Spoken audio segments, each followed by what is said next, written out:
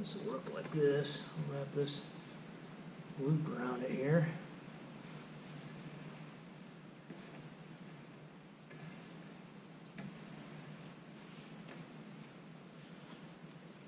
I grew up around cows, so when I was a kid, so learned how to do a lot of stuff with a strap or a rope.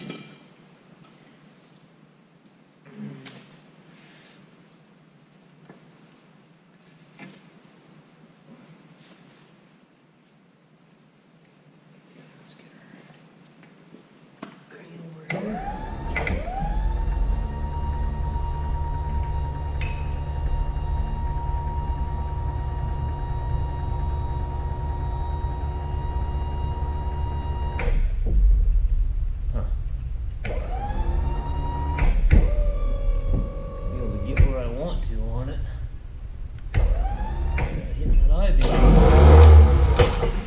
Shaft over here, closer to the crane. The only alternative I see.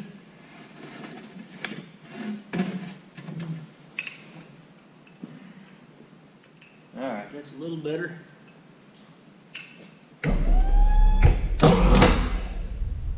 Alright, what we're going to do here,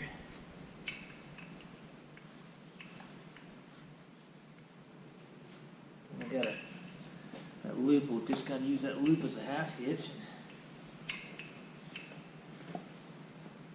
And we'll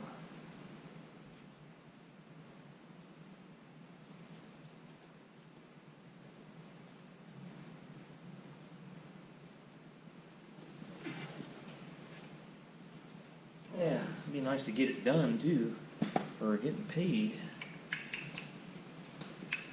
I bet I'm gonna have, by the time I get the cab and all that stuff back on there, I bet I'm gonna have $8,000–9,000 for the labor to it.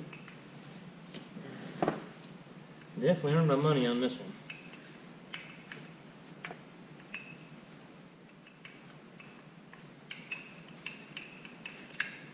There's a double knot here. That way, it's not heavy enough, I don't think, to make it just where the double knot's going to give us trouble getting it out. Either that, or we can just go like that right there and leave a loop in it. I'll just leave a loop in her like that and see what she does.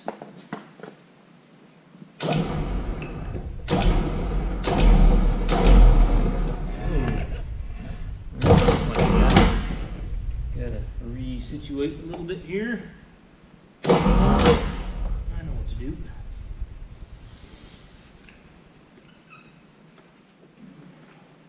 Alright.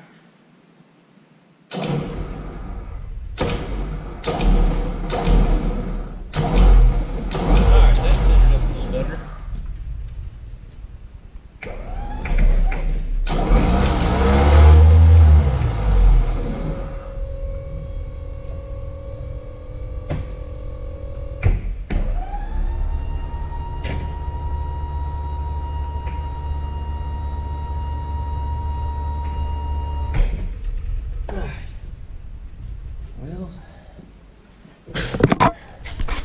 This thing and put it right on the bill of my ball cap here. That didn't work too bad. Alright, we gotta start booming out. Way out.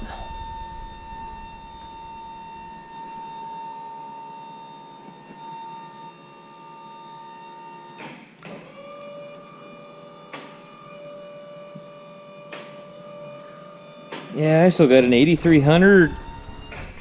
I got to do an end frame on the engine. I got an 8200 with a power shift I got to do.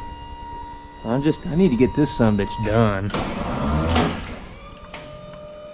Get her down the road.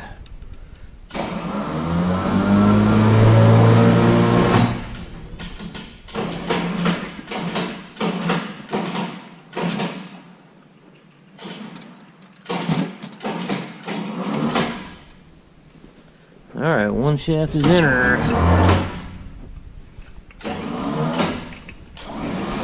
Let's grab this shaft. Swing it in there.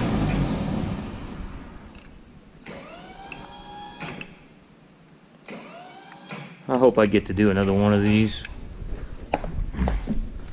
because of all the stuff I've learned on this one, and the next one will go a lot smoother.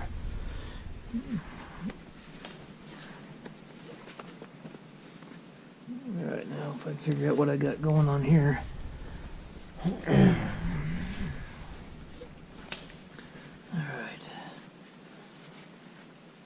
I gotta get this double knot out of it first. Alright, we'll just leave the loop in it, I think, and just sling her over the next one. Thank God for the crane. Sure saved the guy's back, didn't it?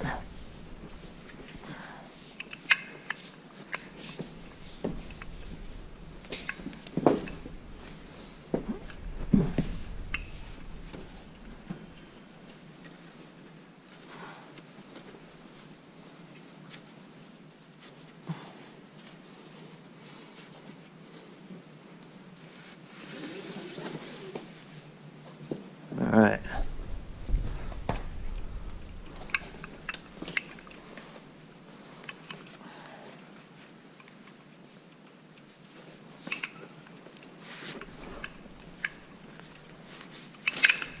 All right,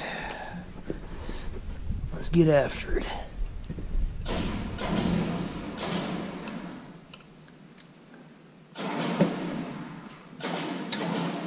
Whoa, whoa, whoa.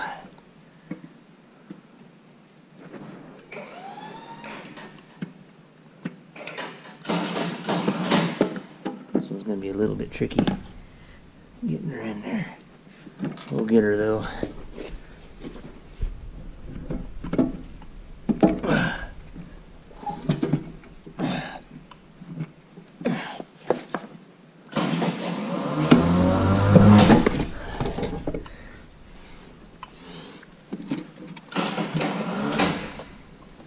I believe she's in there. Yep, she's in there, all messed up. There you go. Okay, we're cooking along now. Man, I'd like to get to my daughter's volleyball game. I work so much, I just never get to go to any of them functions, and I'm always busy, and I feel bad and feel guilty about it, and every once in a while you just gotta say the hell with it and go. You know, they're only young once, and then they're grown up and gone. My boy, he's 18, and I just can't even believe that. Makes me feel like an old codger, and I'm only 42. Speaking of old people, I got bored last night. Me and the wife were talking about somehow we got on the subject of the Ancestry.com is what it was, and I said, you know, let's try it and see. You know, the furthest I could go back on my side was my grandfather's side, my dad's side, and I knew that my great grandpa's name was Henry Jack, and that's all I knew. I didn't know his dad or any of that. Well, shoot, I got on that thing last night, and I traced my roots clear back to, I guess we came over here in 1690. As I traced it back from Scotland, and it was just kind of interesting looking at all that stuff, you know. I had a great grandpa that was in the War of 1812. I had another, his son was in the Civil War on the Confederate side, and when they were doing the Reconstruction in the South, I was reading about that, because I'd always heard from my dad. Dad always told me that one of our relatives was a Civil War vet, and that when the war was over, he wasn't too happy with what the North was doing in the South with the Reconstruction, so he packed the whole family up and moved to Texas. So they all moved from, I think it was Alabama, to Texas. It was just kind of fascinating reading about all that stuff, you know. But one of those, speaking of old people, is what I was getting at before I got sidetracked. One of those great grandpas was married to a woman and it tells you how old they lived, how long they lived. She was 115 when she died, and that was back in the 1800s. Can you believe that?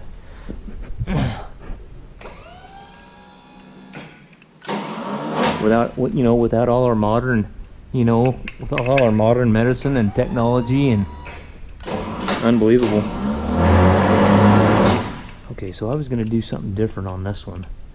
This one here, I'm going to put my bearing splitter on it. It's easier to manage it with that, to pick it up.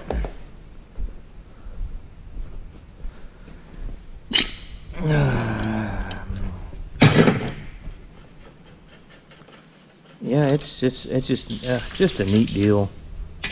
I always did kind of like looking at historical stuff like that.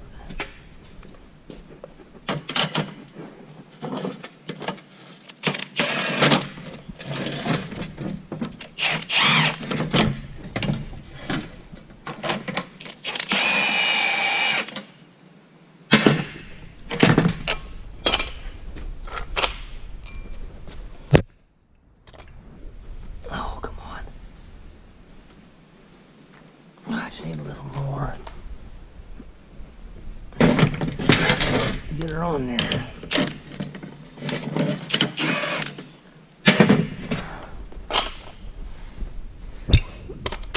All right.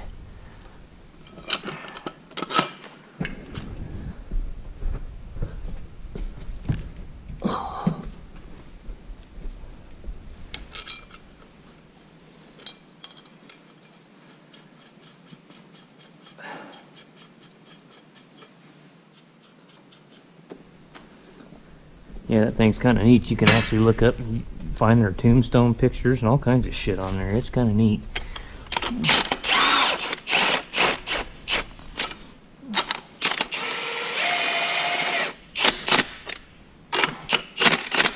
All right. Let's just wrap the strap around this thing. Go like this and run her through the loop.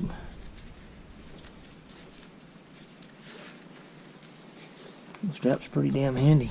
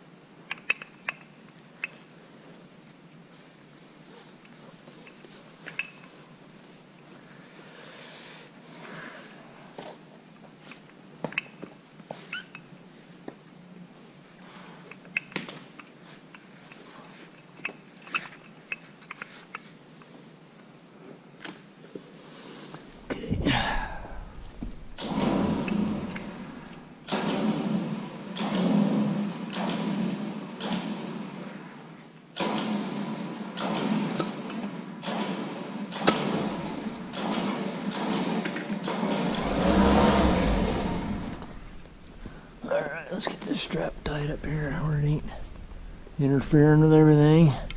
Tying up loose ends.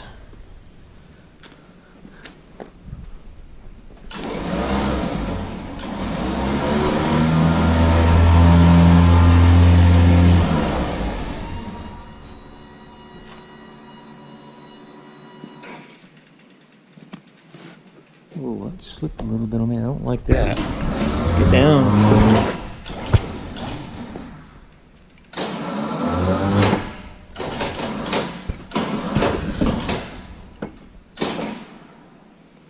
Knot slipped up a little bit before it choked up. What the hell's going on down here?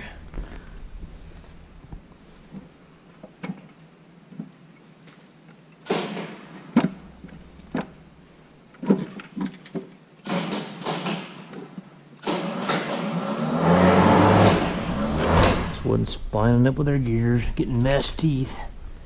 Alright, so those three shafts are in. Let's get this off of here, and then we'll start putting gears and hubs and all that bullshit on there. I got 4 long pieces of 16mm by 2mm thread pitch all thread.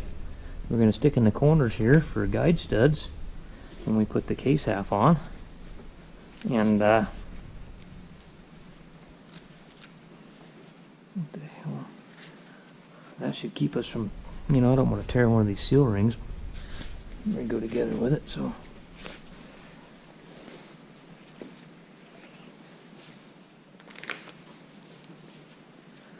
I sure am glad that when I got to the very end, there's 102. You can see them all stacked up over there. There's 102 frictions in this thing, and I got done, and there wasn't any left. You're thinking, oh great, I'm glad there ain't one left. That's happened. I have done that. I did that on a what was that? God, I think that was it was a power quad transmission and something I did one time, and I got the last pack in it, and I had a friction left, and I had to tear it all back down, and finally it was the last shaft in it, and it was son of a bitch, Those kind of days just make you think, why the hell did I even get out of bed?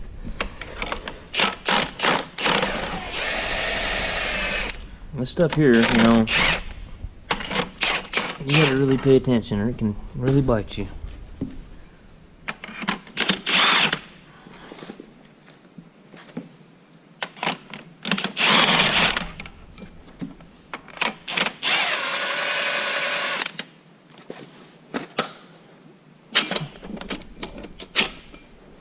Oh, that tool sure come in handy.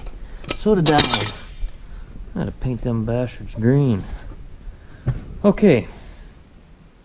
So, this gear's got to go on next. That double gear looking like goofy thing. And that's this one right here, and I got my bearing races in it. And what I ended up doing on this inner bearing race is taking some grease, #2 red grease, to where that race, because they're slip fit, and every time you turn it upside down, the right side up, the race falls out of it. And I found that it's easier to get them lined up here, get all your your clutches lined up first before you put the bearing race in, and then put your bearing, take it back off, and then put your bearing race in, and then drop it in. It still is kind of tricky because of the gears and getting everything messed up.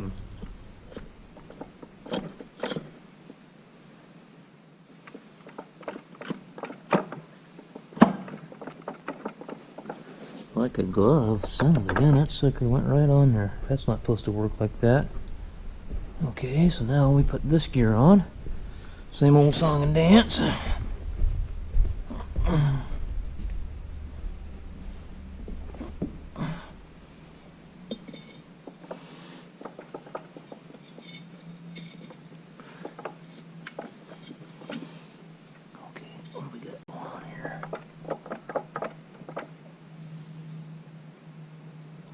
Teeth, not really.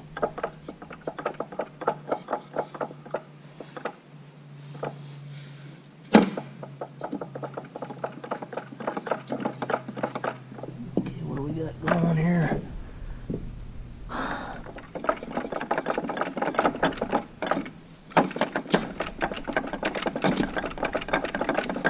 Shaky, shaky.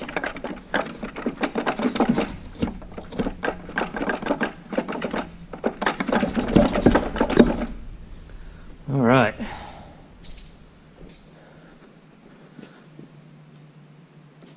Flush there, and that bearing, you can just kind of look down in that hole and see that tapered bearing. It comes up against the back side of that hub, so. Alright, and we're moving along now. Alright, so we got these bearings here. Ugh, man, that is some stinking shit. That hydraulic oil in that thing is just stinking nasty shit.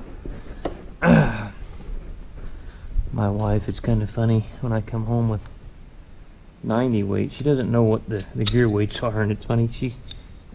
I always give her a hard time because when I first started mechanic, I worked for a truck shop in Gillette, Wyoming, and I'd come home after doing rear end work or something like that, and she'd go, "Oh, you've got that 3240 weight on you again." I said, "What?" I said, "That's 90 weight." She never could remember 90 weight, but it was always It was always funny though. It was always funny. At that 3264, if you can never remember the numbers on it.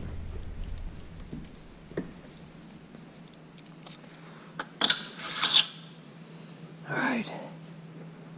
You know what I'm going to do is take my air hammer and just give her a little bit of vibration on that inner race, and she'll just go right on there.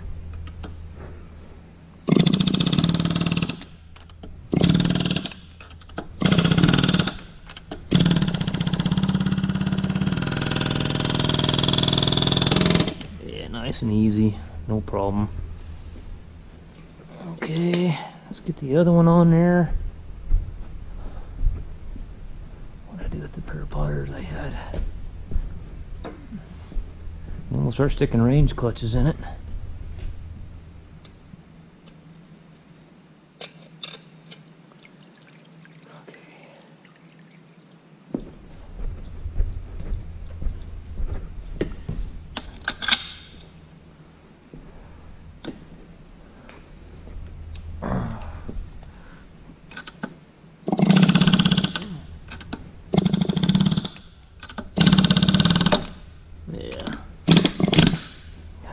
Started on there a little bit crooked, and they go right on. I gotta throw these two bearings here in the Fry Daddy now. Need a little more oil in there. There's a little bit of oil going back and forth.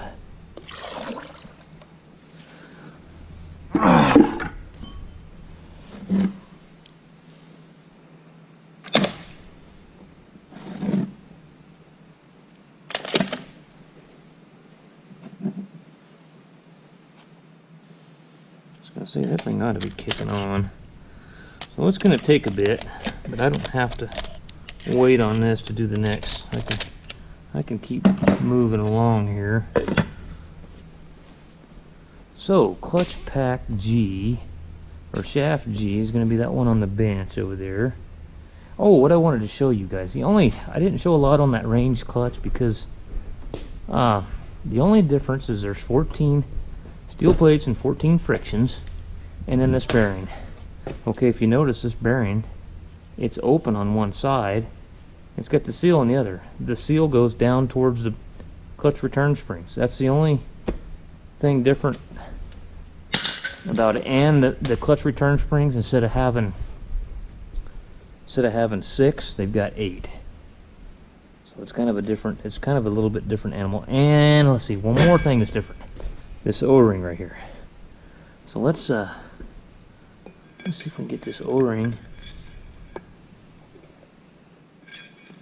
Got that bearing in there. Okay. Now you got to kind of work that O-ring. Kind of got to work that O-ring in with a screwdriver. It goes in between the hub.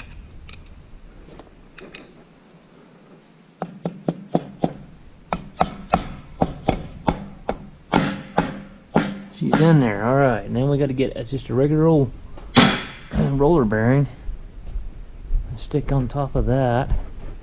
And then I think another one of these bearings will go in there.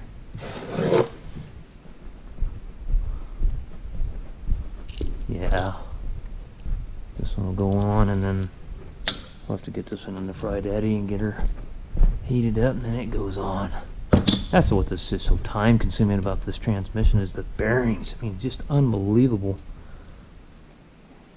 God, an 8000 series, man, you could have had 4 of those things done by the time you did one of these. It's crazy. And I don't even have to. I found that on these roller bearings here, that when you put these roller bearings on this outside one in the Fry Daddy, you're expanding the outside too, which makes them go on really hard. So I don't heat these any. I just tap them on, these roller bearings. Huh. I say that and it's making a liar out of me.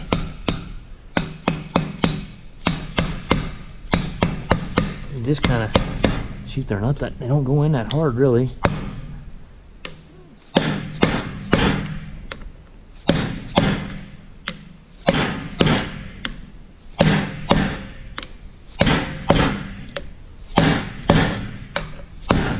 I say that, and this one, yep, the last one I did just went in so nice.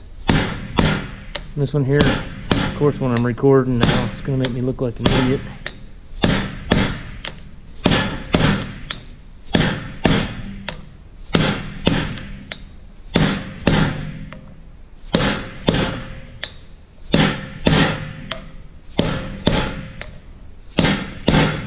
Alright, we're there with that one. Okay, that one went a little harder than that. The last one just went right in. But I noticed that when I was heating them, because I did a couple of them with the Fry Daddy, and I was having a hell of a time getting them in because, you know, it was expanding the outside race too to where it was going tight in there. It made it really difficult to get on. Oh, come on. Let's see, do I have any 21249s in there? So I can't even put that thing on yet till I get... I'm out of room in there. Well, guys, I guess I'm just kind of stuck here till I get the bearing. I got to get at least get those bearings on where I can get that other bearing in there before I can get it on the shaft. Okay. Well, I guess I'll be back in a little bit. All right. I don't know of any way of getting hold of this one because I don't think I can get my strap out of there. Once I get it, I just have to throw her in there. Well, shit, how bad is it gonna be? Oh, that ain't too bad. It ain't good, but it ain't bad. Let's see, I gotta get situated here. Oh, that ain't no good on the old knees.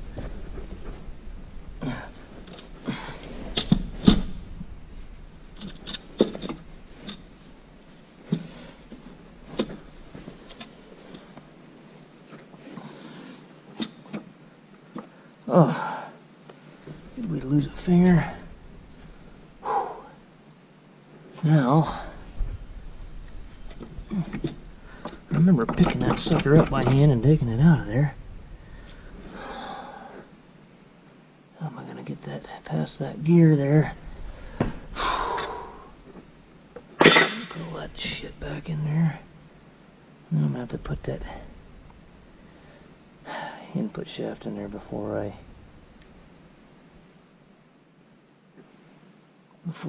put this other range back in. I'm gonna have to be careful here I don't get my fingers.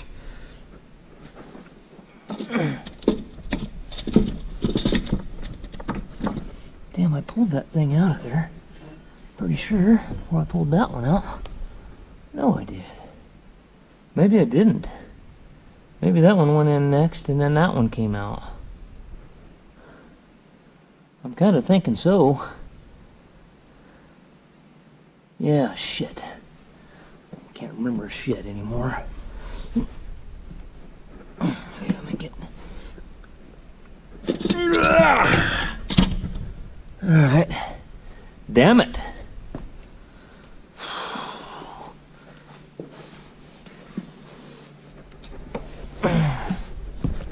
So let's throw that one in next, then that one. Maybe we can finally get our shit together.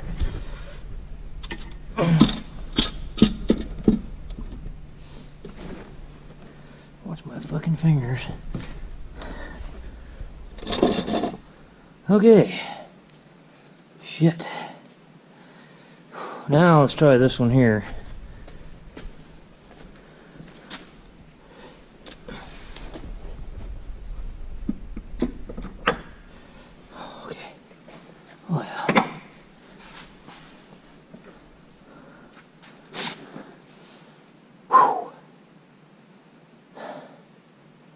That ain't no fun.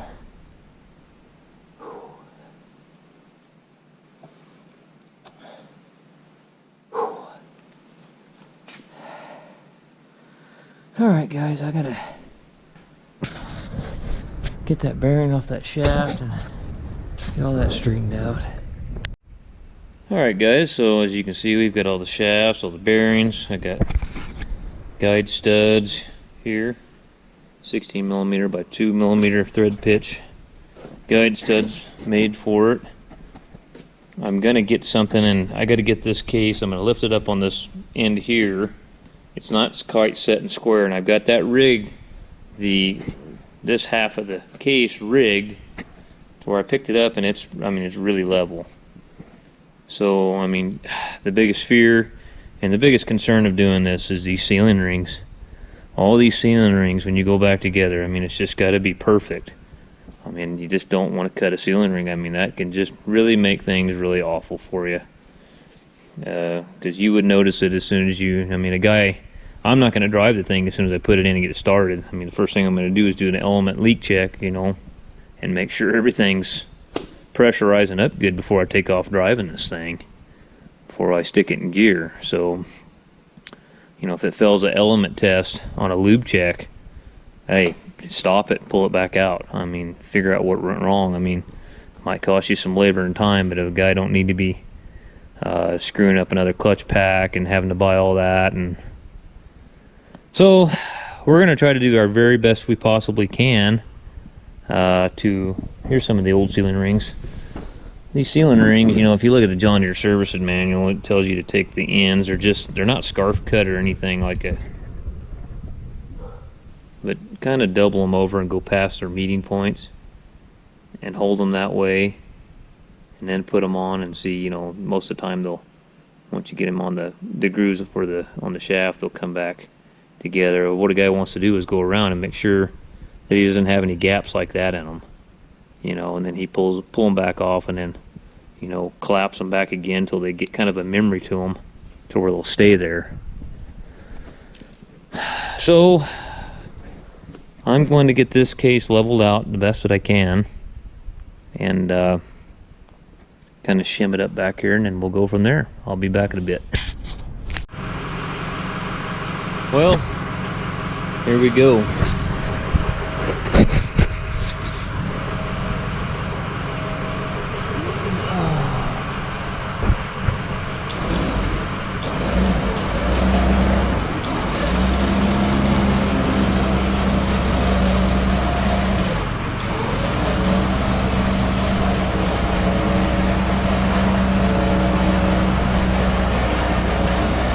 That old cable sure is making a lot of noise. Makes you nervous.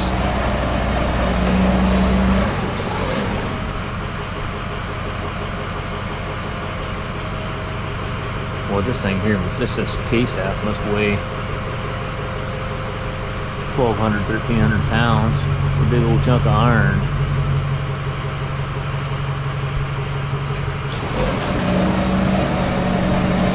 Snip it. Oh my god, here goes the phone. I'll be back. Damn it. Alright, here we go. Damn phone ringing all the time.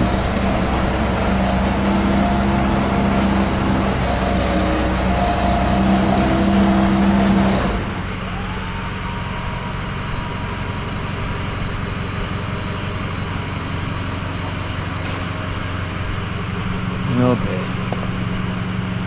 There's motion in the ocean here. Get started on the guide studs here. I want to look.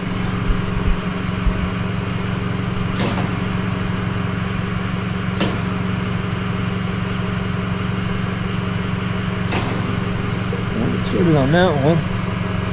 So not quite level.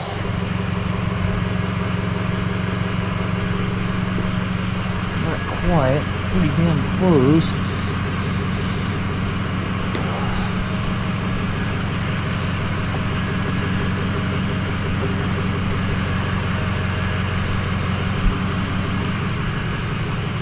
This guide stud here, I must have cut it just a touch longer. Okay.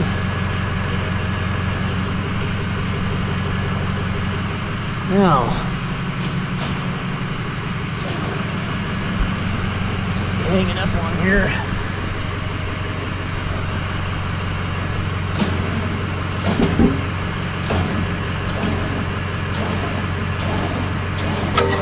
There we go.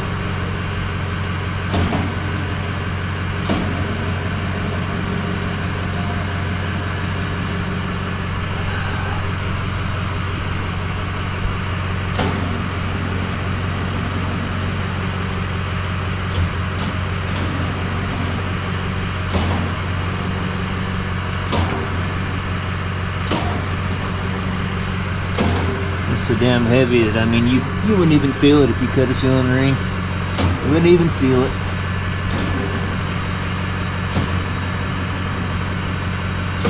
You probably only notice it when you started doing your loop checks. Double check everything before we, I mean, we look pretty good square, good pretty even gap all the way around. Okay, please don't cut a sealing ring. Make sure, so I got that bearing race in there. I should come up against that bearing. Alright, how are we doing here? Okay, so that's right. That's where our park clock disc is going to go. Make sure that you don't look and see, say, well, that's supposed to go inside. Oh, that's it should be okay. Alright.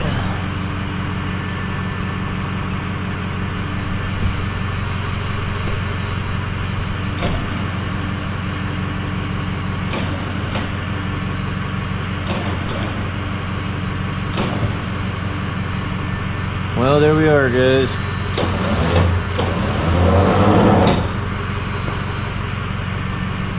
And we just gotta hope we didn't cut a sealing ring.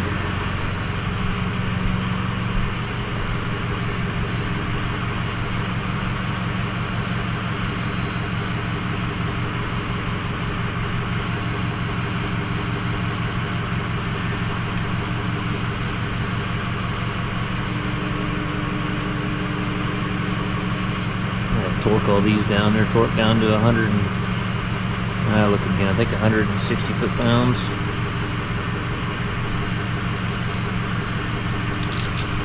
We got to go ahead and get that going so before anaerobic sealer starts setting up on us. What the hell did I do with that crescent wrench I had? Get this bolt out real quick.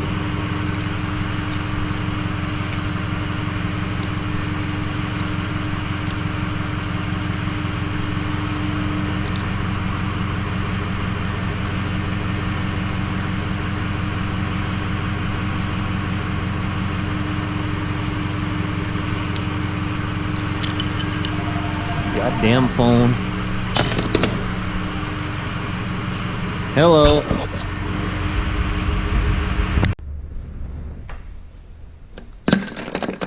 Some long bolts and some short bolts.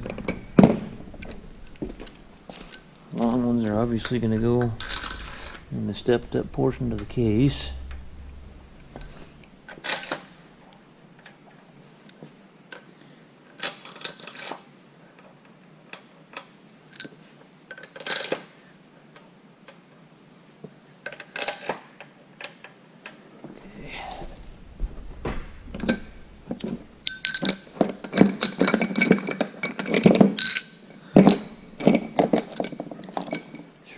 Decided to do the guide stud thing. I mean, that sure seemed like it lined stuff up pretty nice. I think there's a really big risk of cutting one of those seal rings if you don't use guide studs. I mean, it's just, there's so many shafts. I mean, if you're just off a little ways, as they are say, you are screwed. So let's pull these guide studs out here and pull these.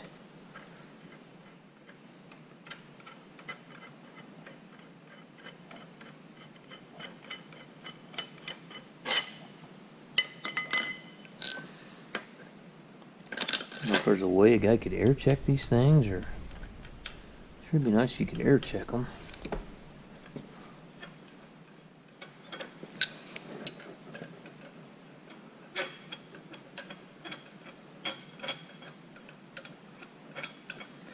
So we're a long ways from, you know, we're gonna have to do some shimming checks on our park lock, and then we've got to do our bearing preload checks on our all them shafts on the other side.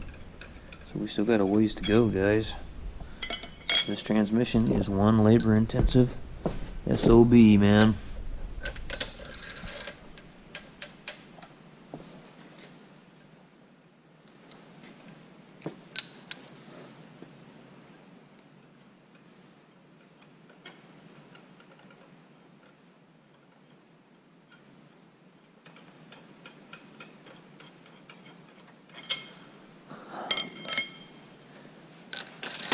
Yeah, the guy told me, he says, boy, you sure are taking a lot of risk doing that transmission. And I'm kind of a smart ass, so I said, yeah, you take a risk ever getting up every morning and driving down the road, somebody could hit you head on and kill you. I mean, you know, yeah, am I supposed to stop living because there's a risk?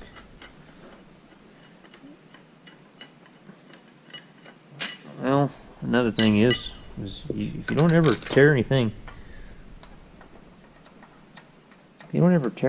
new apart. Wait, I'm all screwed up. That's a short one. You don't ever tear something new apart, then you're stuck in a rut and just working on the same thing all the time. Eventually, you know, most of that stuff gets older and people don't use it anymore, so then you're not going to have nothing to do. So you got to keep learning stuff new. Kind of diversify yourself. Especially, I'm in a pretty small community here, and that's the reason I work on a lot of these pickups and stuff too, is because when I first started on my own, I didn't have a real good customer base, and I was just taking anything I could get so I could pay my bills. So, and to be completely honest with you, my ex-employer is well, I'm not going to beat around the bush, he's an asshole.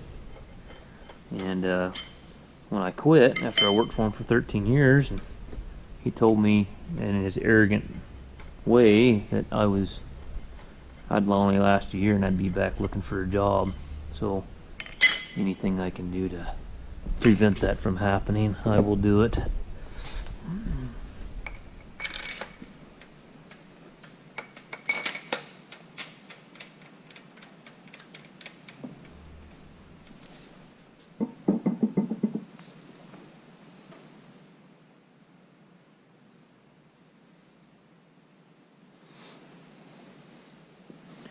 Curious, so I guess that will come up tight on that other side once you get this side lined out, because that's not even really in there tight yet. Okay.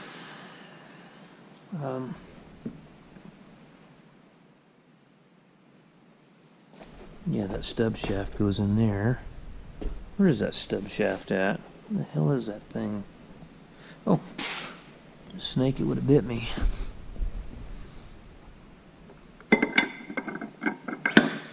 Right there. Okay. Alright. Get the impact. Where's my cordless impact? And we'll start just kind of just running them down.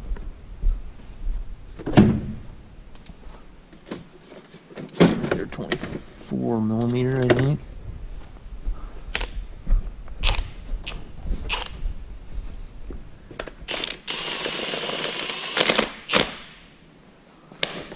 And then we'll go over and torque them all down. Save these for another day.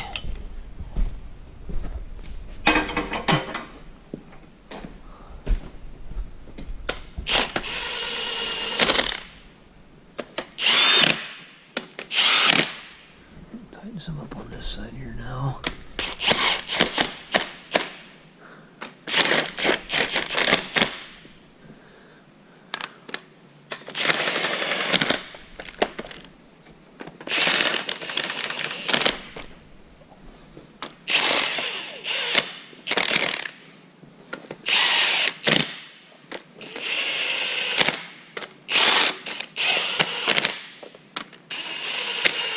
And there's no gasket between them K-caps, probably didn't mention that.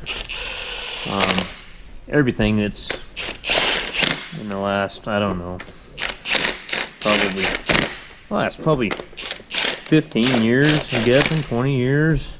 Everything, it's newer John Deere, they don't hardly use gaskets, or hardly anything anymore. Everything's anaerobic sealer. Everything is this right here. This is Loctite anaerobic gasket maker. Works really, really good. I mean, I can't tell you how that stuff works real good. And the nice thing about it, you can put it on. I hate silicone. I almost refuse to use silicone in anything if I can absolutely avoid it. Half the time that shit sets up on for you before you can get it on. The nice thing about this stuff, you can put that stuff on, go to lunch, come back. It's not gonna set up. till its absence. Anaerobic means absence of air. So once the air is gone, so basically once you bolt it together, that's when it's going to set up, and it sets up pretty fast. And it just seals excellent. Alright, what do we got here? Where is... I gotta go back to where the torque spec was. That thing.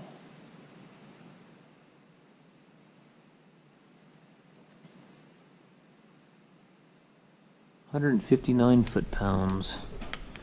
What do we got here? 150, 155, 160. That's what we're gonna do, is 160.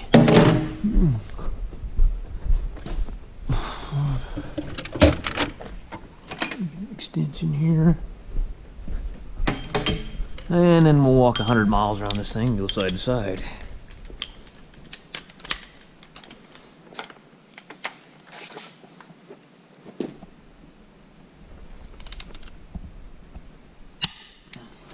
Okay.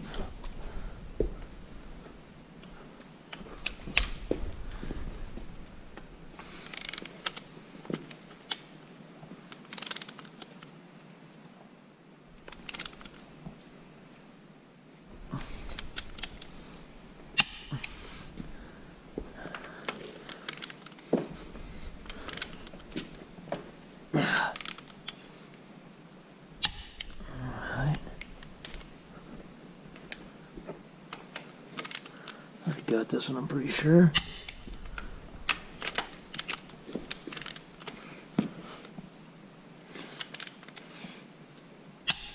Okay.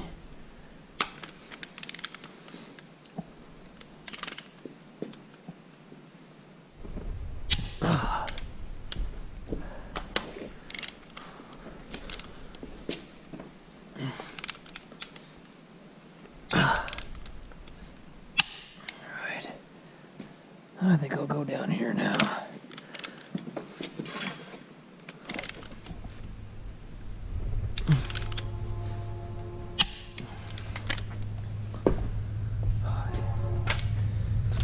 Another train coming.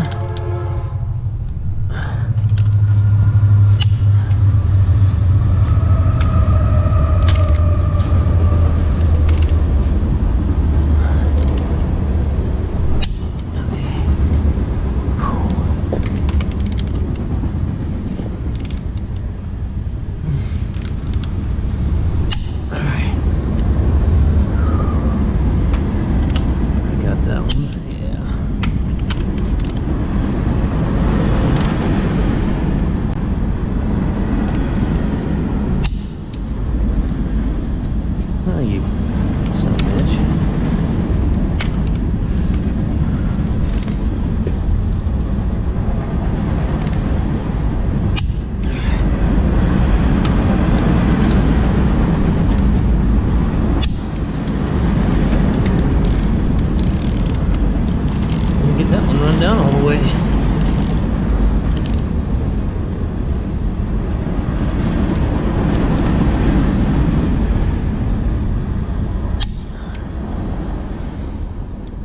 Come to think of it, I probably ought to leave that stub shaft off.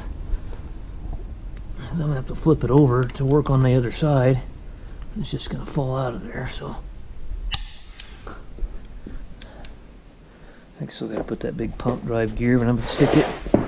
I have to stick that sumbitch in that big oven I've got and just get her about 200 or 300 degrees and slap it on there and let it cool off and shrink up.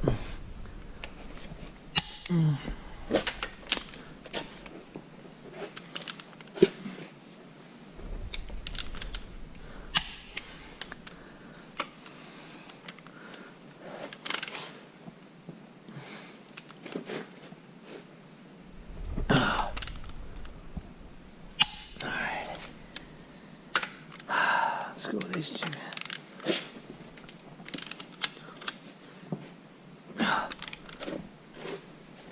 Oh.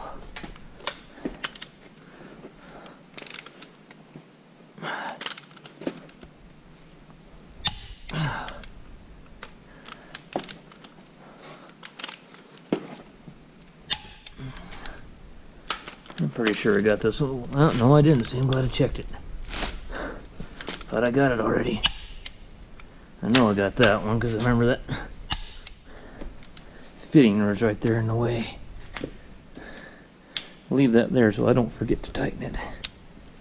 Alright, so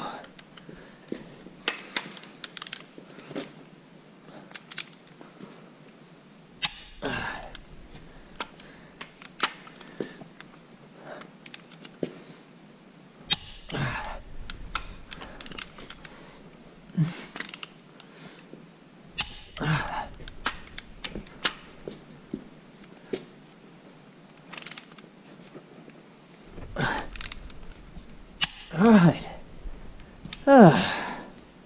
Not quite as bad as doing a head gasket on a truck. These newer head gaskets they do with their 3 steps, you know, you start out at this torque, then you go to this one, then you go torque to yield with your half turn or whatever, or 90 degrees. Boy, by the time you're doing like a ISX comes towards the end of that, you're like, son of a bitch, let's call her a day. Well, I'm gonna go get me a bite to eat for lunch here, and then I'm gonna come back and start setting the park lock up and all that stuff. We gotta do a preload check on this, so let's go ahead and pull that stub shaft out because it's gonna fall out of there when we turn it over. End up screwing it up. Alright guys, we'll be back in a bit.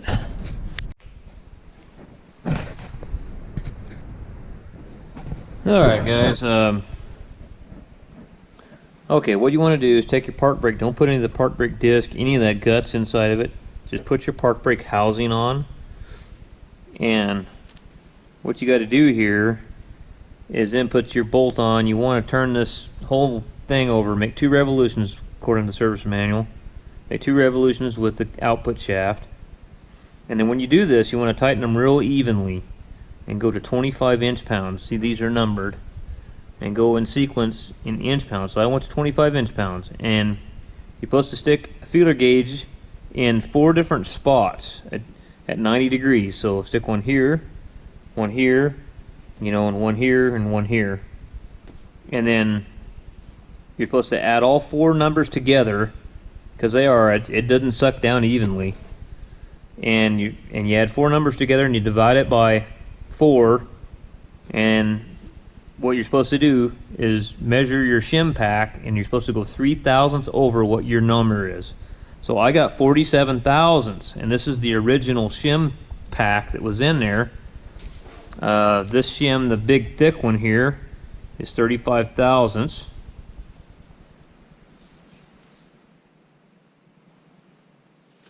And then there's a 10 and a 5, so that's 50 thousandths. So the bearing and stuff set up should be pretty much the same as what it was.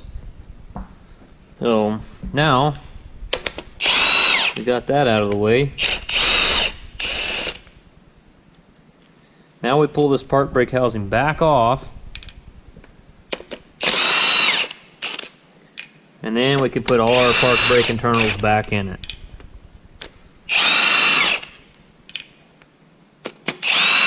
And then there's one more step to this, but I'll show you that in a bit. Pull this bolt off this washer.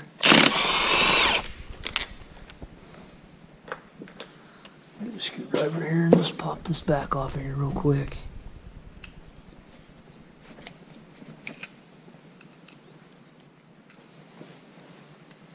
Yeah, it don't suck down real evenly.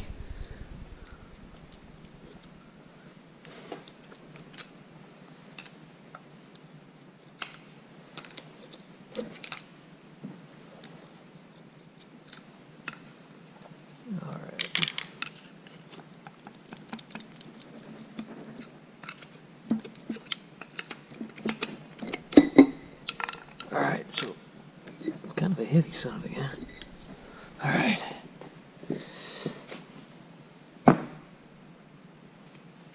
Alright. So, let me take all these bolts. So I drop one down in the case, that would be really nice. Have to take the whole son of a bitch back apart to get the bolt out. I've done that on an engine before. Drop something down there and you didn't hear it hit the pan. You go, son of a bitch.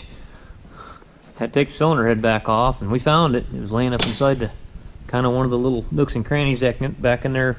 It was on the block still. It probably would have just fell down in the pan eventually, but I mean, you gotta find it, you know. If you don't hear it drop, you gotta find it. So throw those there. Okay, so I'm gonna start putting all my park brake guts back in here, and I'll be back in a bit. Guys, I lied to you. I went over there and read the service manual, and I was wrong. There is more to this. There's quite a bit more to this procedure. So you're supposed to install your shim pack.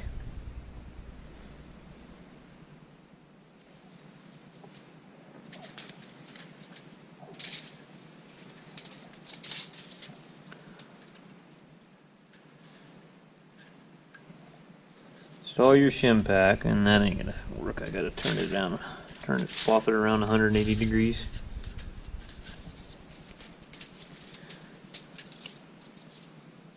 Oh, come on. Piece of shit.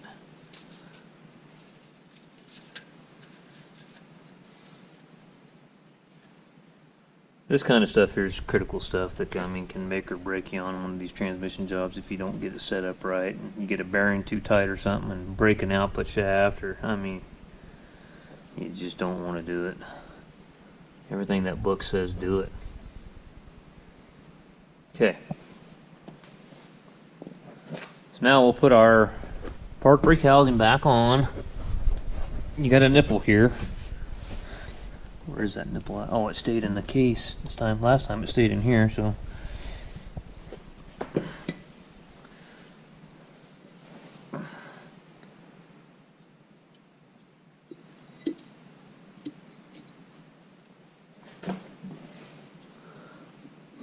Ow, son of a bitch.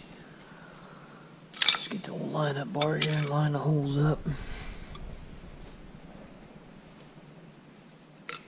Kind of went in too far on one side and got a little bind on her now. There we go. Get them bolts. This time what you want to do is you're supposed to tighten it down to 30 foot-pounds on the first sequence, and then the second sequence you're supposed to tighten it down to 60 foot-pounds. And then I think you check your end play and your rotation on it.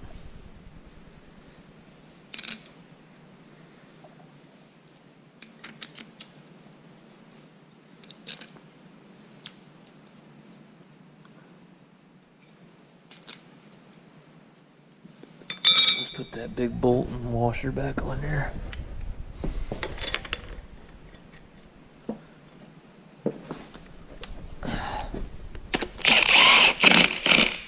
Okay, 15 here, and kind of run these down.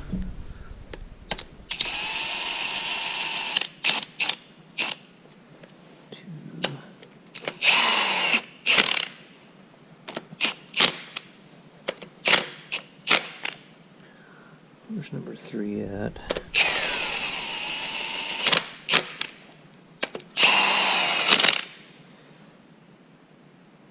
Five, 6, 7. Alright, so go in sequence here. Go to 30 foot-pounds first.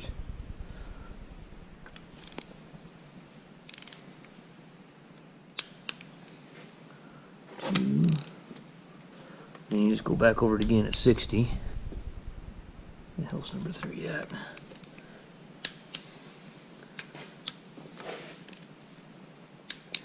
I was wrong. This is number 5 over here. This is number 6. And then we want to go to 60 foot-pounds.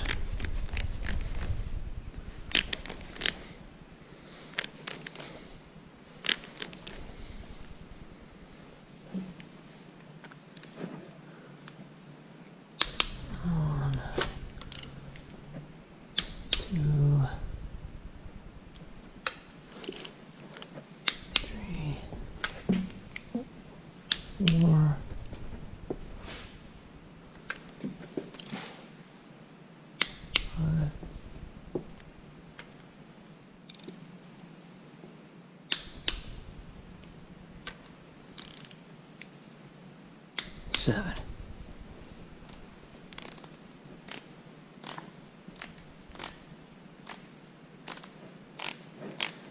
Okay. Now what do we do? So rotate the output shaft 2 turns clockwise using a push-pull torque wrench. Check in play. Okay. Adjust if necessary by adding or subtracting pins to meet specifications. Push and pull torque is 300 foot-pounds. So I'm going to have to get a dial indicator and set up on the output shaft. Let me go get my dial indicator. Alright guys, I'm going to tell you, I don't really, this method they want you to do here, I mean they want you to stick this dial indicator on there. There's no way you're going to get your big ratchet on there and not interfere with the dial indicator. I mean, I don't quite get it, and I don't know, you know, you can't run the dial indicator on top of the shaft, you won't have any surface area, then you'd just be closer to the hex on that, and that's not going to work. So you got to have somewhere for your run out to be on your dial indicator, you know, and if this washer here is a little rough somewhere and ain't quite true, it's going to throw it off. But I don't know, I was doing it with an end wrench.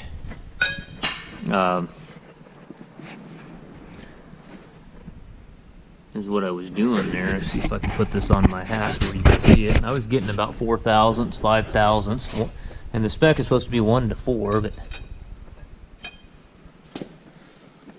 remember, you're turning this entire transmission, so it pulls pretty stiff.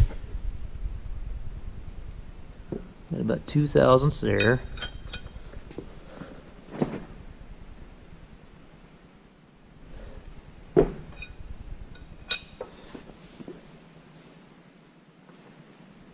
It's actually not even really moving there.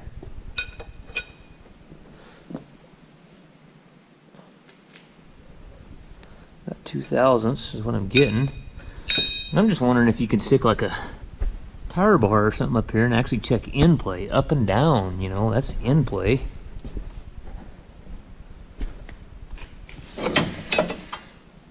Let's put a tire bar up against that and see if we can move that up and down any.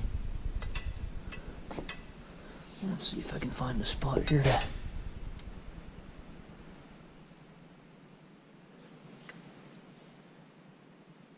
getting about 2 thousandths.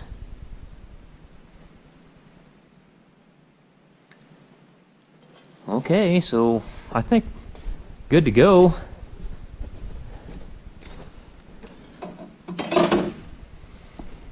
Yeah, it really sucks when you do something like this and then you go to turn it and the sumbitch won't turn. Well, what do we do wrong? She feels pretty good though, so. Alright, let's pull this back off. Then I will get my ducks in a row and we'll get the park brake guts back in it. Where's my big... What'd I do with that socket? Here we go. Disorganized son of a gun.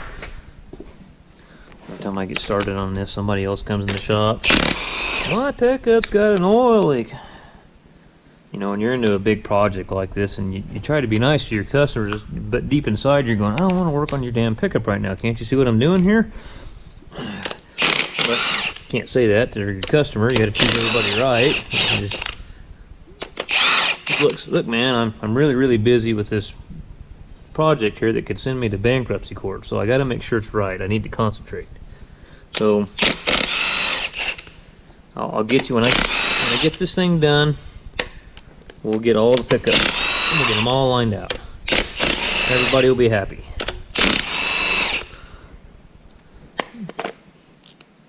But until this thing's done, I ain't touching it.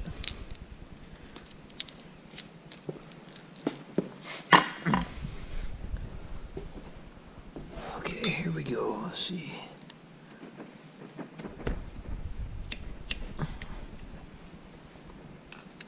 Oh, come on. I can't get underneath it now.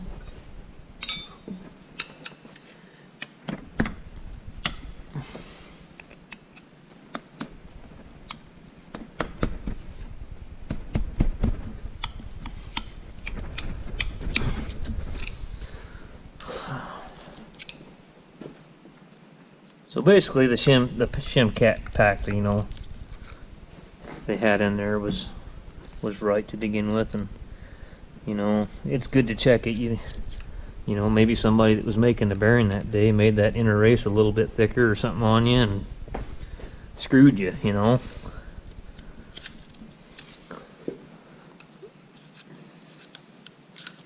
Always verify. Best thing to do. Make sure it's right. To the best of your ability. That thing's kind of getting my finger pretty good. Get this heel bar up under here. There we go.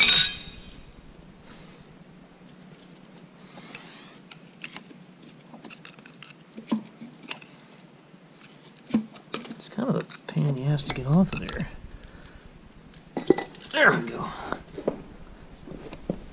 Alright. Shim's down.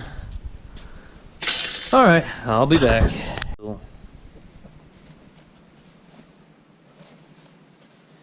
Start out with a separator plate.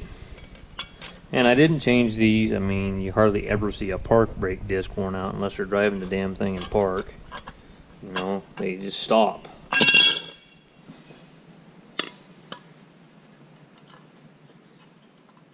But there's an inner seal here and some seals on those other park brake spacers and stuff there that we changed.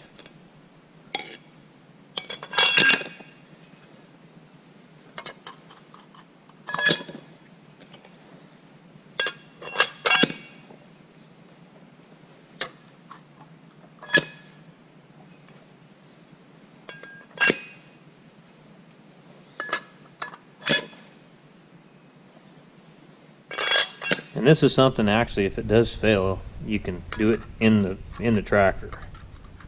You know, so anything that you know you gotta have to split the case back apart, change it.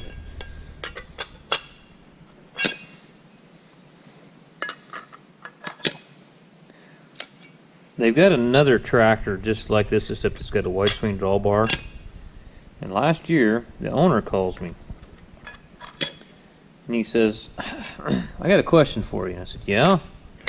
He says, what happens when, say, the engine dies on the tractor and it's being drove, you know, down the road in like 10th, 11th gear? And I said, well, it'll come to a stop in a hurry because it's got a spring-loaded park brake. It takes hydraulic pressure to release the park brake. So if the engine's not running, it's going to stop it. And I mean, if you're on pavement, in that big track machine, it'll probably just damn near throw you through the window. And he says, okay, well, one of my employees ran over a car in town with it, and I saw the car. I mean, he flattened it. And ran over it with a 90, this was a, yeah, it's another 9320T. And just flattened that sumbitch. And he told the owner that the engine stopped and he couldn't stop the machine. And I said, well, that guy's lying to you. I says, that son of a gun will come to a stop so fast you won't know what to do. Alright guys, so I gotta look and see what we gotta do next year. Make sure we get all this right. Oh, come on. Alternate solid, separate brake disc, okay.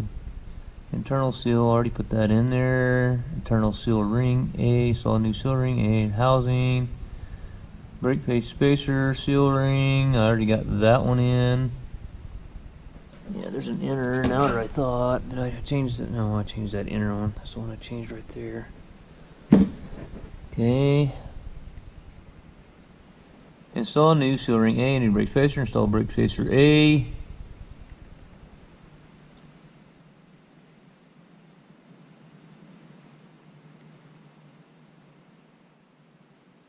No, wait a second now. There's our brake piston.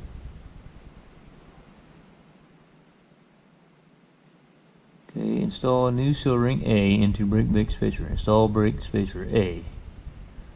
Okay, it does not look directional because no, it's the same on both sides. So then they want the brake spacer A.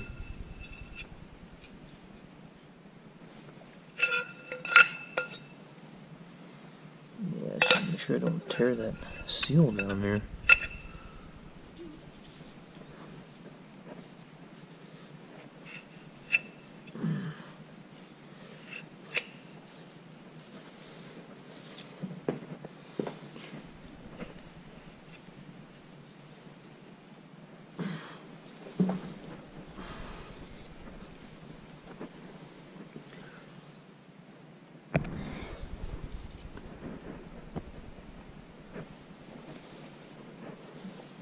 think it's got to go down further than that.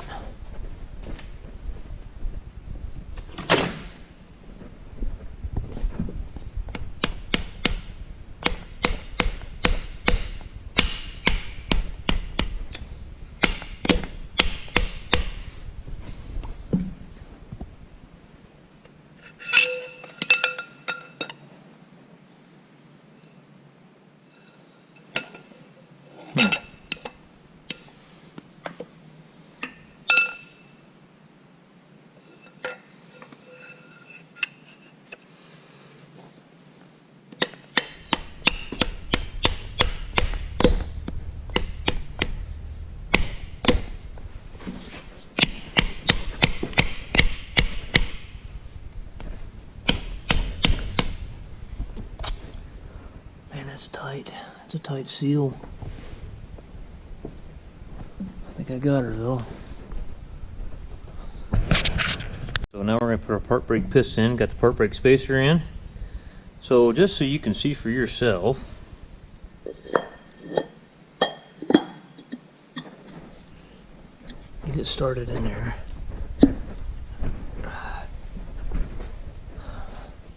I put these in before and they go in pretty stiff.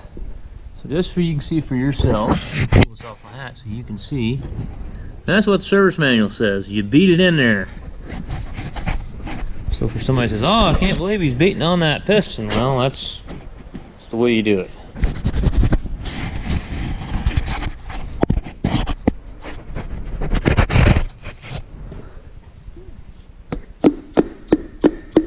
I just take that.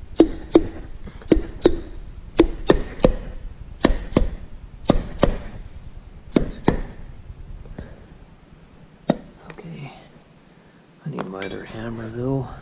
I need my bigger hammer. Get a bigger hammer. Hit it like you mean it.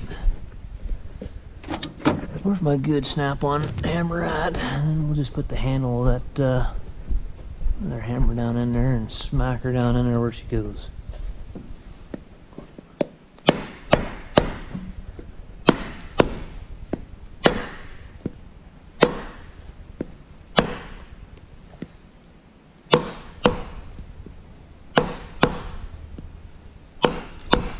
We're there.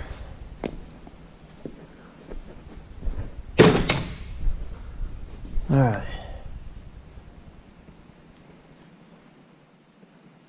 Piston, install brake piston A. All right, bevel springs can be installed. Wrong. Yeah, everything can be. Be sure to install springs properly. The installation with the key callouts 1, 2, and 3 shows proper installation. The level 1 is concave toward the spring spacer. And level 2, yeah. So basically, they want.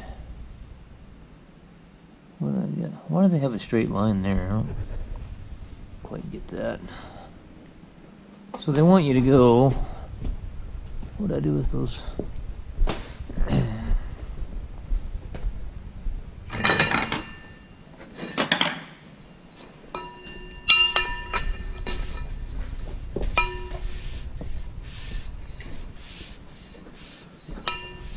Basically, they want you like that and like that. It appears to me. I'm looking at the drawing and the way I remember it coming out.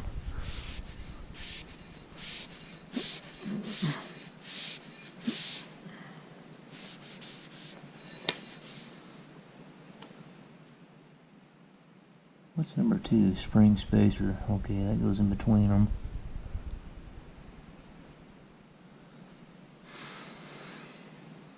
The spring spacer goes right there. Okay, so concave towards the spring spacer.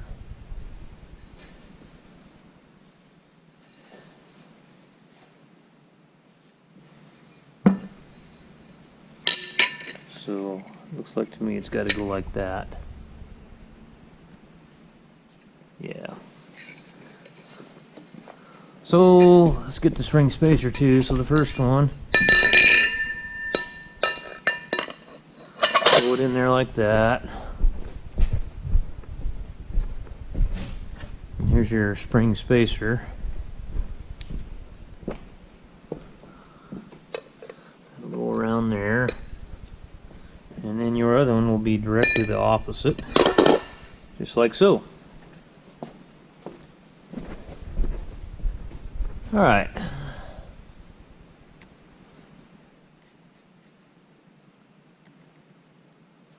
Okay, so what do we gotta do here next? Oh, they're showing what we just did. Spring spacer. Alright. And the other Belleville spring. Install second Belleville spring A. We're way ahead of you there, partner. Oil tube. Yeah, we already got that in there too. And we already got a new O-ring on it. Install oil tube assembly. Now what do they want to do here? Shims, okay. All that garbage. Check oil tube, brake housing line A. So basically put it on, make sure all that shit lines up, and then bolt it down. Alright, this is the important. It says right there. When installing the internal brake cover, guide pins, the internal brake cover will not set flush with the main case rear housing. There will be a 700 thousandths gap between the main case rear housing and internal part brake cover. If you do not have a 700 thousandths gap between them, the main rear housing and internal part brake cover, double check to ensure the level springs are installed correctly. Slowly tighten cap screws in the following sequence. Do not use torque gun to tighten cap screws. Failure to do so will damage the seals and everything else in there. Alright, so we'll follow the number sequence, tighten the cap screws,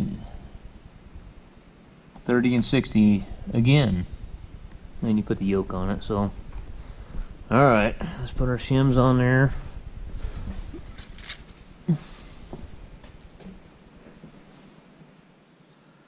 Okay, where is our oil tube? It's still in our housing. I'd like to put it, I like it better when it's in the case of the transmission. Alright.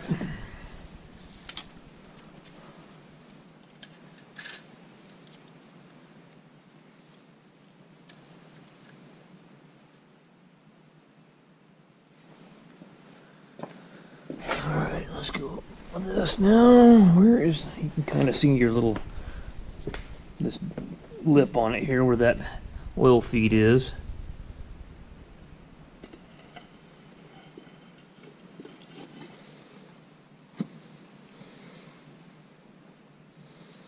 Alright, that ain't, what do we got going on here? Okay. And we gotta start tightening them down, but don't cinch the first side down all the way to 30 foot-pounds. Just kind of go evenly around it till everything gets kind of sucked down. A lot of this is kind of just a little bit of common sense, you know.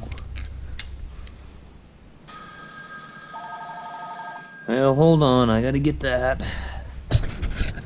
Oh, that was some good news. I got a really good friend of mine. He's a customer too. He brings his pickups to work. He's up in South Dakota in the oil fields working.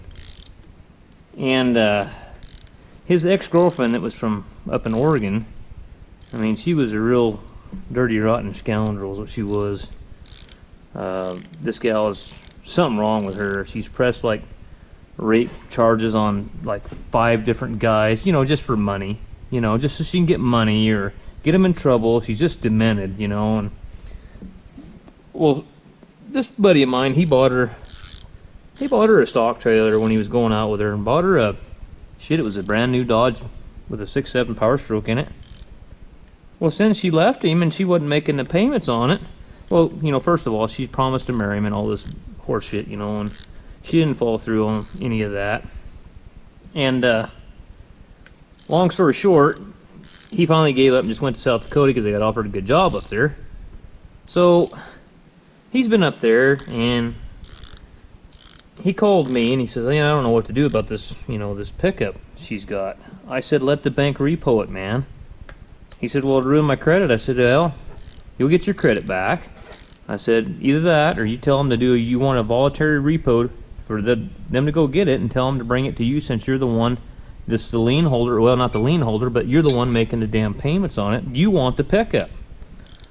So my buddy, this gal works right beside my buddy's shop in Klamath. And my buddy just called me and says, hey, they're up there hooking up to that pickup, and he sent me a picture of it, and I thought, oh man, that's great. You son of a gun, you don't pay for anything and you want to keep it. You know, they weren't even married or anything. She ain't got no rights to keep that pickup. And she's just one of them people that, you know, it's just, you know, files bogus rape charges on guys and crap like that so she can get money out of them, or if she don't like them and wants to get back at them and get them thrown in jail and ruin their whole life, you know. So every once in a while karma will come back and bite you in the ass. That, I told my buddy, I said, that made my day.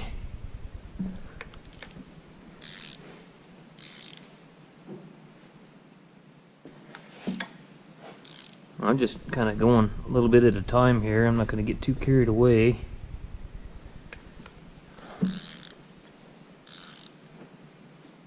Okay. Going about a turn on each one.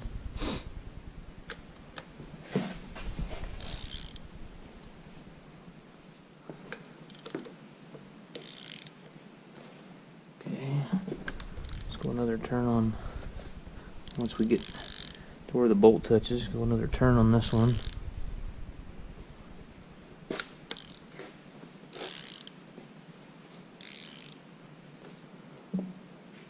3. And then it's the same old song and dance, you know, you do 30 pounds and 60 foot-pounds.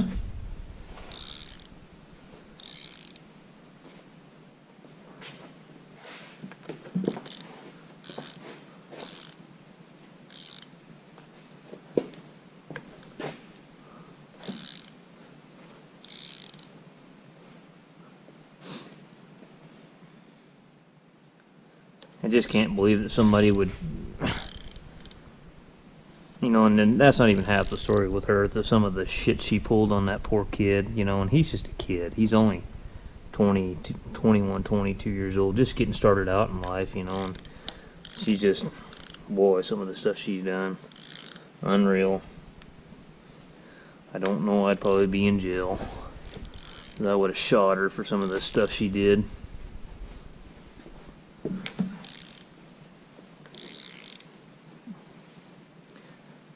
I don't know, he's gonna have to get his stock trailer back from her too.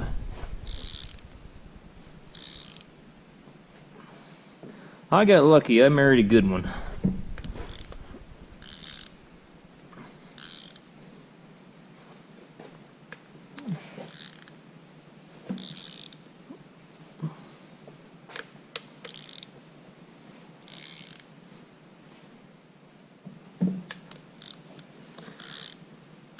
Oh, I was young, I was in the Navy.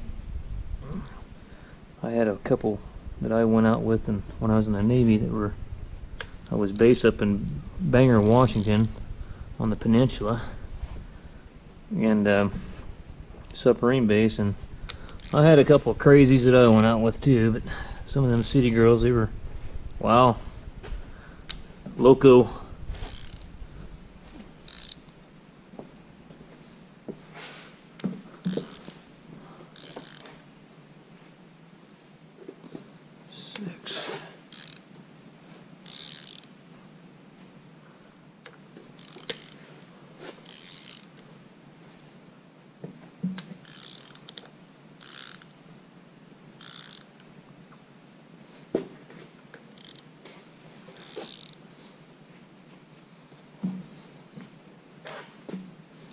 Getting all screwed up here on my sequence here.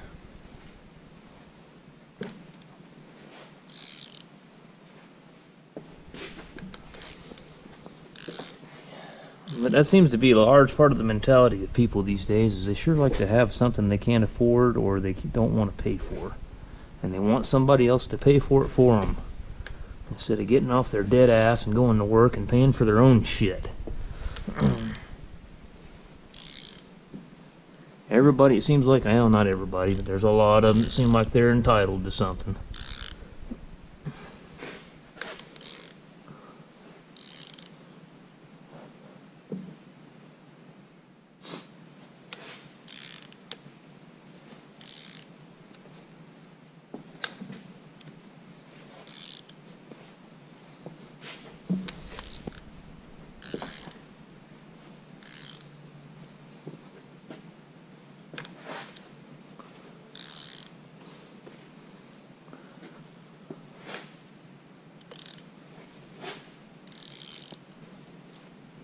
She's starting to make contact with the shims now.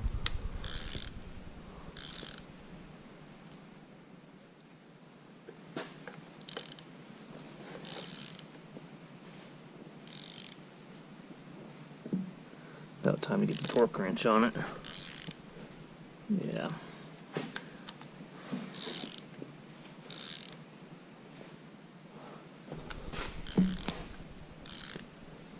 Check and make sure we got that gap that we're supposed to have.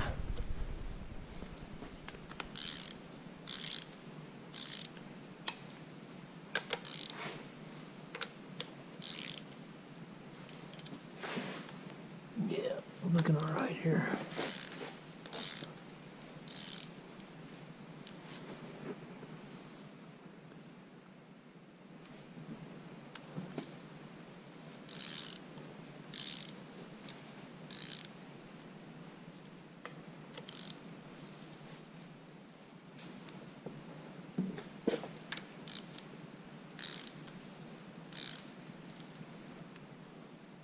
One, two, three,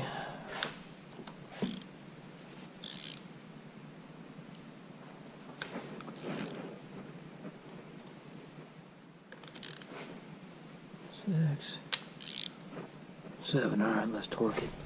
And yes, we got a pretty good gap. That's what we want. All right.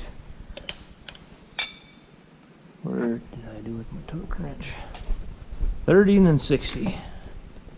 And we can put the yoke on this thing.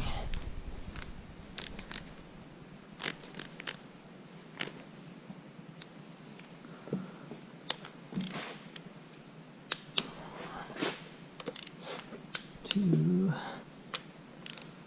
three, four,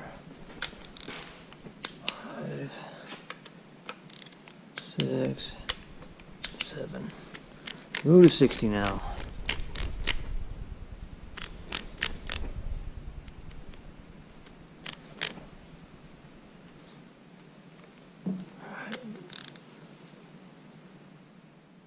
One,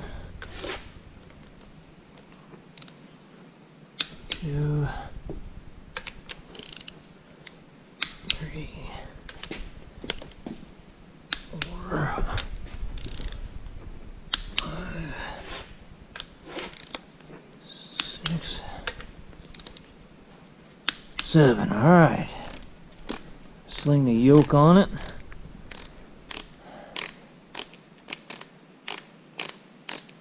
And then we'll see what's next in our directions there.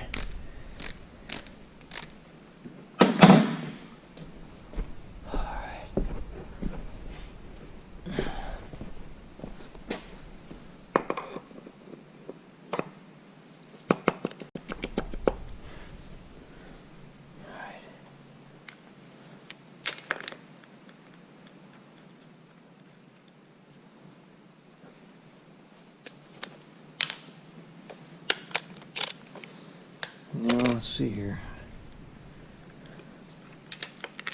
Just to make it look kosher, get the green side out. Yeah, there we go.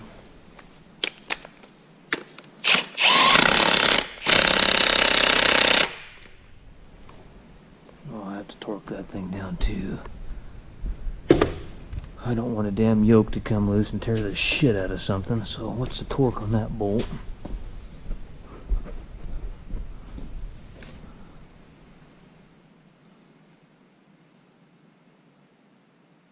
320 foot-pounds. Holy cow. Okay.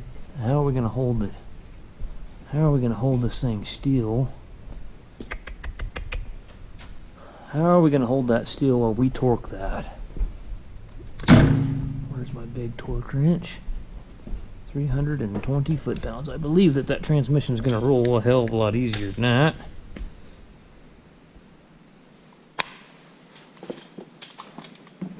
Let's take these bolts out. Well, actually, you know what? Maybe we don't want to take those bolts out. I got kind of an idea. Let's see here. 320. 350. 10, 320.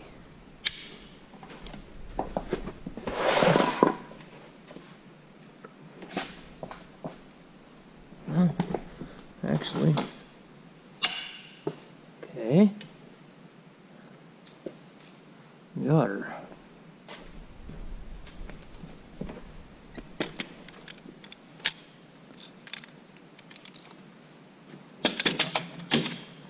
I forgot, you dumbass, you got the park brake in there. Yeah, it's not gonna turn, you dumb shit.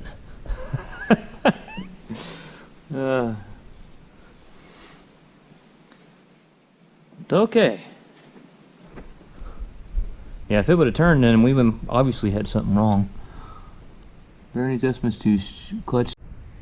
Alright guys, so here's the lowdown on this situation with the tooling. They said 3 weeks over at Deere, and couldn't even give me a price or act like the guy just didn't really give a shit. But what I'm going to do here, I talked to my buddy that owns a hydraulic shop, and he's pretty sharp with stuff, and he said they make dummy plugs for these with just the O-ring. This is the cartridge valve. This cartridge valve, that's how your oil gets into your seal rings on your shafts. There's internal drillings in this housing, and then you've got a supply and exhaust port on these cartridge valves. Okay, so what we're gonna do, and it's gonna be Monday before we can do it now. It's Friday afternoon. We're screwed now. But he said that he'll order 2 dummy plugs that just have the O-ring grooves on it, and he says that'll seal off those ports, you know. He says then you can drill a hole straight through it to where your air goes through it, and with it and come out the end. That way it'll apply that clutch pack, and no air will exhaust back through the exhaust side in the cavity here. And then he said that he'll just drill a hole. He's got a lathe and everything, and he'll drill a hole and put threads in here, and we'll just thread. He said that we'll put threads in there to where it'll accept a air fitting or a quick coupler hydraulic fitting. So if you want to do oil too. So I told him, I said Monday I'll come in here with this, that way we get the right O-ring boss size here, and we'll build 2 of them, and we'll just make our own screw John Deere. And you know, I know this guy's wanting a tractor right now, but I just got done off the phone. I said, Mike, I can't half-ass this thing and just hope that the bearings are set right. I just can't do it.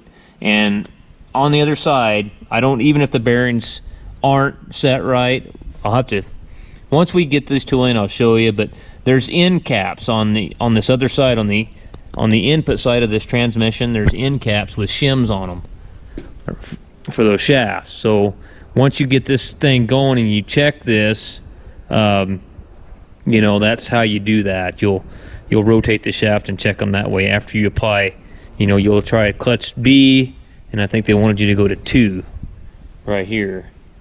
So you'll apply air to all those. So that's where we're at, guys. Sometimes you got to improvise. I think sometimes those guys are doing it a little bit intentionally, hanging me up because they know I'm taking work for them, and so they try to drag their feet and dick around as much as they possibly can.